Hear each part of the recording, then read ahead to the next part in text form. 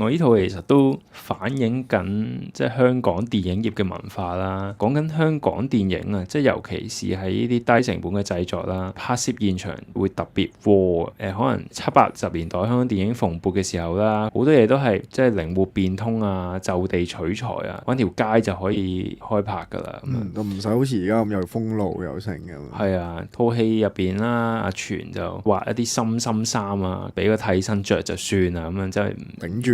住先咁樣。所以成套戲就好 raw 啊，好有呢種精神咯。OK， 而套戲入邊咧，阿全都講過啦，佢學到一樣嘢就係補拍啦，喺香港電影入邊。咁其實香港電影咧一直都存在住呢一種補拍嘅文化㗎，補翻啲 shot 啊鏡頭再補拍翻啊，然後再完整翻嗰套作品咁樣啦。咁就有個例子啦，就係李小龍嘅嗰套死亡遊戲，冇錯，拍下死咗啦。